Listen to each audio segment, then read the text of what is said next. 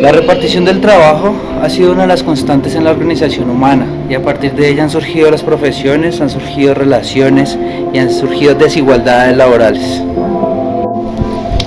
Incluso tenemos registros antiguos desde Egipto, donde los constructores de la tumba de Ramsés II entraron en huelga porque estaban en desacuerdo con las condiciones laborales. La situación laboral colombiana se puede empezar a analizar a partir del siglo XVIII, donde tenemos una corona española con déficit de recursos económicos. La corona española implementó las reformas borbónicas que principalmente buscaban incrementar el impuesto al aguardiente y al tabaco. En el año de 1781, la corona española reactivó un impuesto a las ventas conocido como la Armada de Barlovento. Los comuneros logran reunir un ejército de 4.000 personas y se dirigen hacia Santa Fe. Sin embargo, en Zipaquirá se encuentran con el arzobispo Caballero de Góngora, quien en su momento acepta las condiciones de los comuneros y firma unas capitulaciones que se conocen como las capitulaciones de Zipaquirá.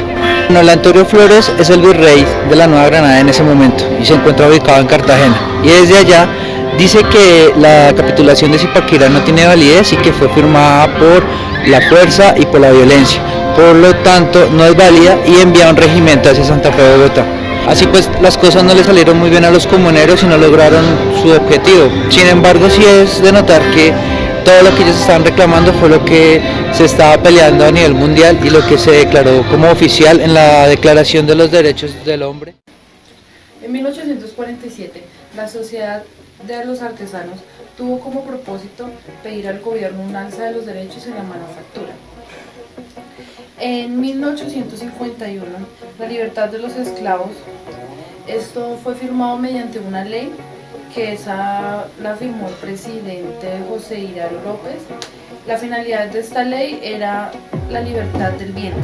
¿Qué es la libertad del vientre? La libertad era que las esclavas en esa época, una vez que quedaron embarazadas, cuando nacieran los hijos, ellos eran completamente libres. En 1878, la huelga de bugas del ferrocarril tuvo como finalidad el temor de los bugas a raíz de la construcción del ferrocarril del Pacífico, pues ellos temían que con la construcción del ferrocarril del Pacífico ellos fueran a perder su empleo. En 1887, la reglamentación del trabajo. En el siglo XIX, el trabajo humano en Colombia se encargaba de reglamentar exclusivamente por el derecho civil.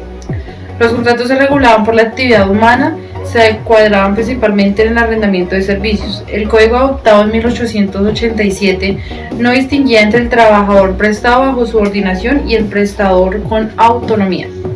En la Constitución de 1886 se generaron los primeros derechos y deberes de los trabajadores colombianos. Asimismo, se eliminó la tradición asociativa de los gremios propios de la época colonial mediante el Decreto 44, artículo 3. Ese artículo trataba sobre que toda persona podría abrazar cualquier oficio u ocupación honesta sin necesidad de pertenecer al gremio de maestros. En 1905 se creó la pensión para los trabajadores de la Corte Suprema que tengan más de 60 años con un sueldo de 80 pesos en ese tiempo. Y para las personas civiles que hayan trabajado más de 30 años, su pensión era de medio salario. En 1908 se hizo una junta de higiene para la resolución y proteger a los trabajadores.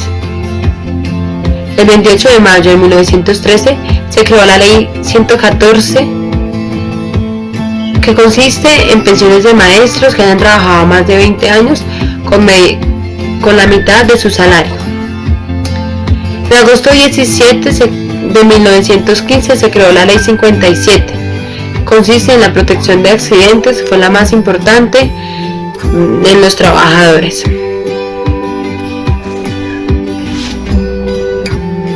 El 3 de junio de 1918, en Barranquilla y Cartagena, se hizo una huelga que hizo mucho alarme y el gobierno decidió prohibir las reuniones del comité de huelgas.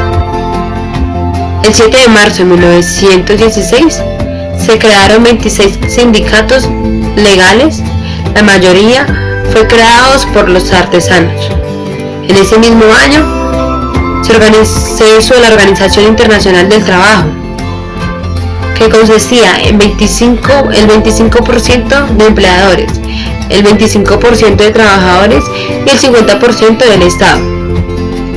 También se creó la Ley 78 de 1919 sobre el derecho colectivo, hombres, mujeres.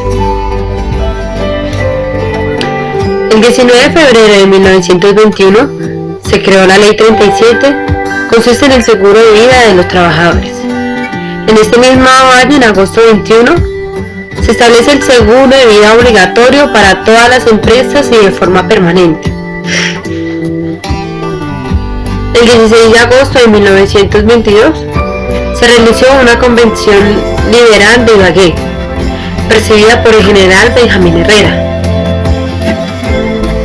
Principios sociales y económicos por conferencia, que consistía en una creación de oficina de trabajo, la reglamentación y la efectividad de los accidentes de trabajo y la fijación de un salario mínimo, un descanso mensual, una jornada de trabajo digna para mujeres y niños. En 1922, el 17 de agosto se creó la Ley 53. En 1924 se inicia organizaciones sindicales de obreros de las zonas petroleras y plantaciones bananeras. En 1925 se hizo una huelga de toda la zona bananera, huelga que el ministro de gobierno decidió ordenar el envío de tropas para prevenir la huelga en las bananeras. En 1928 protestaban por las pésimas condiciones de trabajo de la compañía United Fruit Company, una multinacional estadounidense que se destacaba en la producción y comercialización de todas las frutas tropicales en América Latina. Ahora yo les voy a exponer la historia del derecho laboral desde 1930 hasta 1970. Entonces, para el 3 de febrero de 1931 se declara la Ley 83 del mismo año, donde se define lo que serían sindicatos, federaciones y confederaciones. A partir de esto, en nuestro país se inicia un periodo sindical. Para el 17 de agosto de 1932 se declara la Ley Primera, por la cual se consagra la jubilación de los trabajadores. Para febrero 26 de 1934 se declara la Ley 16 del mismo año, donde por primera vez en nuestro país se usa el concepto de contrato de trabajo.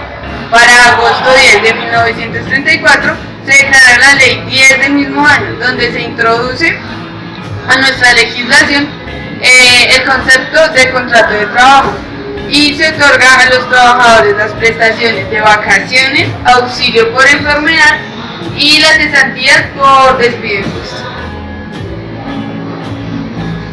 Para agosto 7 de 1935 fue creada la Conferencia Sindical de Colombia, esto seguidamente de la elección del Congreso del Partido Liberal en 1936. Para abril 18 de 1936 se declara la protección a la maternidad, donde el Estado reconoce la maternidad como un estado fundamental. Entonces decide darle protección a la mujer en el aspecto laboral. Además de esto, otorga la licencia de maternidad a las mujeres que se encuentren en este estado con el fin de impedir el despido injusto. Para el 1 de abril de 1937 se declara la Ley 140 del 37, donde se propician los congresos sindicales. El 2 de julio de 1938, el decreto 2632 del mismo año, en su artículo primero, definió al patrono como la persona natural o jurídica que utiliza los servicios de los trabajadores bajo su dependencia y mediante una remuneración. Para el 17 de agosto del año 1939 se declara la Ley 61 del mismo año, donde se otorgan a los trabajadores de construcción un tratamiento especial. El 2 de febrero de 1942 se expide la Ley 43 del mismo año sobre las prestaciones para los militares.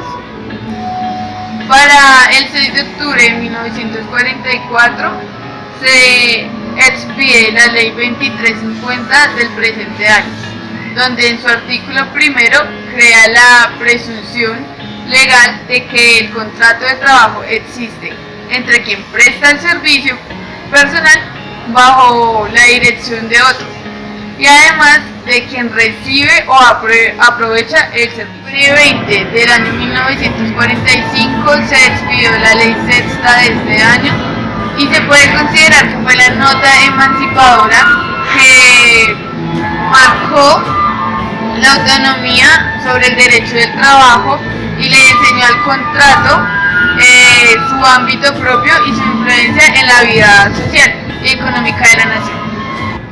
Para el 17 de agosto de 1946 nace la Unión de Trabajadores Colombianos. Esto fue por iniciativa de la Iglesia Católica. Se creó la Unión de Trabajadores de Colombia. Esta organización no se comprometió con ningún partido político, invitando así a formar dentro de sus cuadros a todos los trabajadores colombianos que quieran luchar por su dignificación y el progreso. El 17 de mayo de 1949 se expide el decreto 3871 del 49.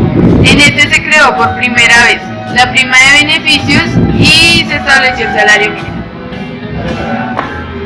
El 23 de septiembre de 1950 se expide el decreto legislativo 2663 del presente año, donde se constituye el actual Código de Trabajo de nuestro país. Para el 14 de octubre de 1965 se expide el decreto legislativo 2351 del mismo año, donde se establece la pensión. A continuación los invito a que vean la historia del derecho laboral de 1970 hasta el 2018. En octubre 18 de 1968, el Decreto Ley 3135 del 68 prevé la integración de la seguridad social entre el sector público y privado, y con esto se regula el régimen prestacional de los empleados públicos y trabajadores oficiales. Con la Ley 50 de 1990 se le hacen importantes modificaciones al Código Sustantivo del Trabajo, teniendo en cuenta temas como ARP, pensiones y la liquidación. En 1991, con la llegada de la Constitución Política, la cual también fue llamada Constitución de Derechos Humanos, nuestro país entra en la era del constitucionalismo del derecho del trabajo. La Ley 789 del 2002, por la cual se dictan normas para apoyar el empleo y ampliar la protección social, y se modifican algunos artículos del Código Sustantivo del Trabajo.